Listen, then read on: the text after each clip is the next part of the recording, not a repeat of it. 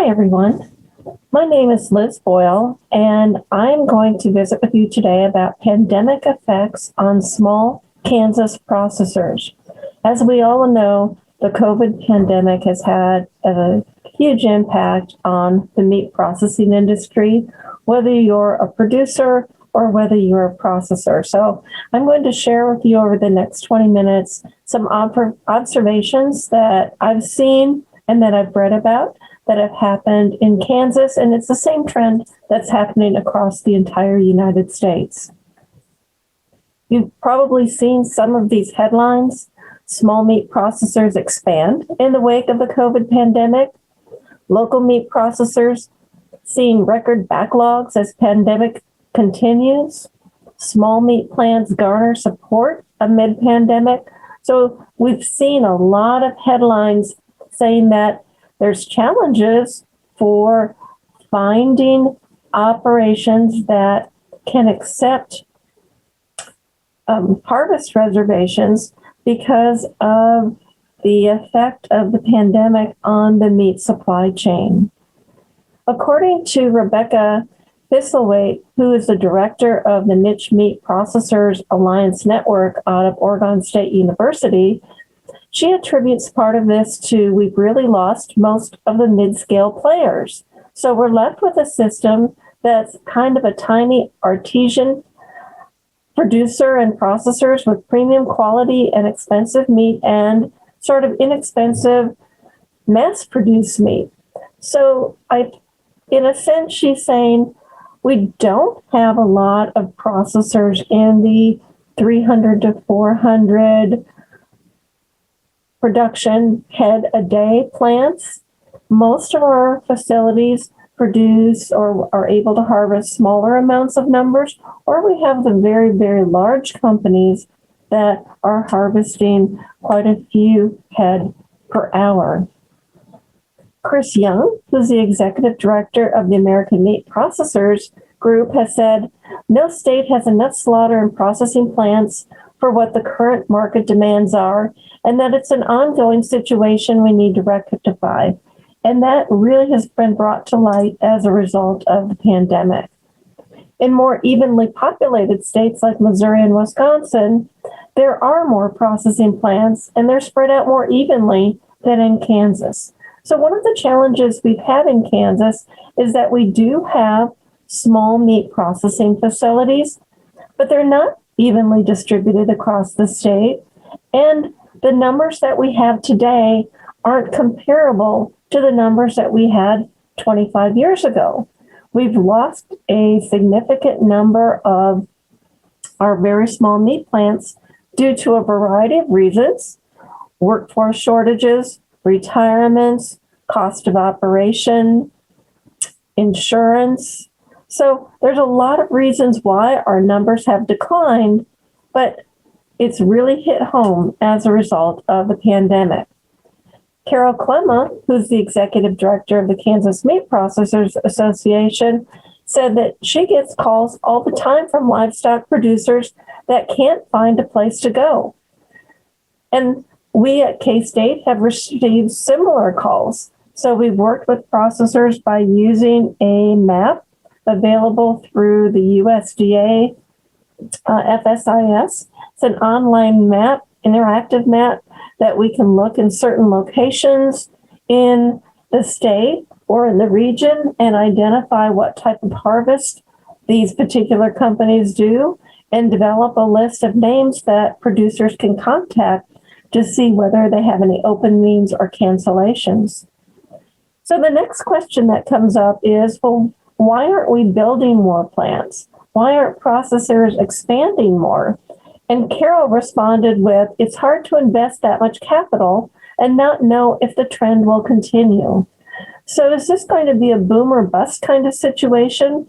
Or is the business operations that small plants are experiencing now going to continue in the next 5 and 10 years? And that's a big unknown for the processing industry. With the pandemic, KMPA has had more than 9 new member establishments become members of their association this year, and that's probably the biggest increase that's happened to the association in years. Matt Carsleway, who's the president of the Kansas Meat Processors Association, said that everyone's working overtime, trying to keep all of the customers happy. Kenneth Bontrager, who's with Yoder Meat, said, it's all the way around. I've spoken with other plants, and they're experiencing the same thing. So what we're seeing in Kansas are very, very busy plants that are operating to capacity. Just to give you an example of current demand, one of the extension agents gathered some dates in October 2020 from a variety of plants and found that Walnut Valley Packing, and keep in mind, these numbers are from October 2020, so the numbers are probably even further out than what are listed here, that Walnut Valley Packing, their hogs were booked through May of 21, beef was booked through January of 22, and they, at that point, last October, they were not taking any more reservations past January at that point. Whitewater Locker had a few hog spots left for the end of 2021. Beef was booked through the mid part of 2022. Woodson County Prime Meats, their earliest booking was in January of 22. Stroot Locker in Mulvane, beef is booking in 2022, hog in August of 2021. Peabody Sausage House, they were looking at mid-July for hog and later beef mid-part of 2022. And we think, okay, these were dates from October. We're now into early March. How much more booked are those plants? There have been opportunities for plants as a result of the pandemic. There's been a variety of federal and state funding available through the CARES Act. There was an act called the Ramp Up Act that was introduced in 2020. Ramp Up stood for requiring assistance to meat processors for upgrading plants. And that would provide federal assistance to help a plant apply for grants so they could transition from state inspection to federal inspection. What would be the advantage? Rather than a plant only being able to sell their product within the state of Kansas, if they moved into federal inspection, then their product could then be sold across the U.S. Chris Young said, a new piece of legislation is being introduced in the House of Representatives and the Senate that will be a game changer for small processors. This was legislation that was just introduced in February, and it was called the Strengthening Local Processing Act. It's a very exciting opportunity that, if it passed, it would help develop a searchable database of a regulatory food safety plan that all plants need to develop, or they've already got them in place, but these new plants coming online would have to develop. It would give more support to state meat inspection programs. It would expand outreach to states through the Cooperative Interstate Shipping Program. It would provide a grant program to allow for more expansion and improvement of facilities. And it would provide training, education, and technical assistance. So it's an awesome opportunity for the industry if this moves forward. So there's a lot of movement from processors to contact their legislators to support this legislation. Let's take a look at what kind of capacity changes we've seen in plants in the last year. Crable Specialty Meats in McPherson, Kansas, has experienced a 200 to 300% increase in business. This past fall, they were increasing their capacity by 40%, adding 3,000 square feet to their existing 14,000 square foot USDA facility. But one of the challenges they're facing, as well as other processors are facing, is a lack of labor. We definitely have a workforce shortage in the meat industry. It's a trend that we saw in the 90s, in the 2000s. It's continuing today. with a lack of labor and where we can get training for that labor. There's not a lot of opportunities to get hands-on skills development with harvest, with further processing. There's collegiate courses that offer that kind of training, but there's really not the training available just for an entry-level skill to work in a processing facility. Another company called ZD Meats in Oakley, Kansas, was purchased by new owners 2.5 years ago. It's a harvest facility. They also have a retail store. They would like to increase their harvest capacity, which is currently 60 to 70 head per month, to 250 head per month, but the cost of expansion is very expensive. So there's challenges that, yes, there may be funding available. Unless you get that funding, it's going to be really hard to do those expansions. Opi Locker, the gentleman who operates Opi Locker, said expansion isn't in his future because he's looking at retirement, but he's having to do something he's never had to do. And that's asking his customers to wait, that his schedule is booked, that he can't accommodate his current customers.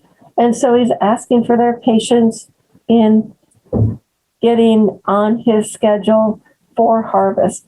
And because his capacity is at maximum, he no longer processes hogs. His focus is now on beef and on deer. So last fall, he opened his doors to deer processing. He only accepted 250 deer on a first-come, first-served basis. And that was a shortage that a lot of our hunters faced last fall, was where were they going to harvest their, or where were they going to have their freshly harvested deer processed, because a lot of our plants in Kansas closed their doors to venison processing. They were booked for hog and for cattle processing. So our deer hunters were going to have to find other outlets, such as processing the animals in their own kitchens. Allen Meat Processing was taken over by new owners in July 2019. They said that the first 6 months of their business was slow, but then the pandemic hit. Following the pandemic, or when the pandemic began, they were now booked out 14 months in advance. They're looking at expansion projects to increase their freezer and cooler capacity, because as they're harvesting more, they need to have more space to hold the carcasses, to hold their meat. And they're an example of a plant, a facility that did not process deer in the fall of 2020, where in the past, that facility would have harvested or would have processed venison. Their concern post-pandemic is, will the new customers that they've been attracting continue to see the benefits of local processing? And this is where that relationship between the processor and the community becomes extremely important. So with the pandemic, the community really turned to their local processors and said, we really need your support. We need to have these animals produced. Our other supply chain options are no longer viable, so we're turning to you. And they've responded with open arms and saying, we'll take as many as we can physically handle in our facility. But the big concern is, especially with these expansion plans, is in a few years, will we still be operating at that same capacity? Will the public, will the producers still turn to us for processing needs, or are they going to go back to their other supply outlets? Another model is one from a company called Ranch Foods Direct. This company produces the cattle in Kansas. They're raised in Kansas, but they have what's called a stationary mobile harvest. So they have a mobile harvest facility. So the facility is a trailer, essentially, that they have built a processing or a harvest facility in. Once the animals are harvested, Then the carcasses are transported for further processing to their facility in Colorado Springs, Colorado. So they identified several goals that they wanted to achieve during the pandemic. And one of those was to expand their plant hours so that employees didn't have to work quite so hard, because they're working very, very hard at this point, to have be able to better maintain social distancing by allowing employees to take more breaks and to slow down and allow them to be more productive. But they found that one of the challenges is that the expanded hours requires them to pay USDA inspection overtime. So any hours that are outside of normal USDA inspection hours, the plant has to pay for. And so with that comes more cost to the plant. Now, another model that, in visiting with a colleague at the University of Nebraska, that a person was proposing was to build a custom harvest facility that would essentially serve as a community harvest location where producers could rent the facility, come in and harvest what they wanted for themselves, and it would be done under custom exempt, meaning that whatever was harvested had to go back to the producer, to the owner of the animal, and only could be consumed by their family. So that was another type of model that's being thought about as a result of the pandemic. Opi Locker in Kiowa, Kansas, operates a custom locker plant. They also have a retail store, and they sell USDA inspected products. They were able to obtain funds through securing local food systems grant program to cover repairs to their facilities, purchase new equipment. So, for example, let's say you wanted a bandsaw. It's probably really tough to get a used bandsaw during the pandemic. So a lot of our processors, instead of looking towards used equipment, were looking to buy new equipment, which had a higher price tag associated with it. This facility added 5 new employees, and they maxed out at harvesting 60 head per week.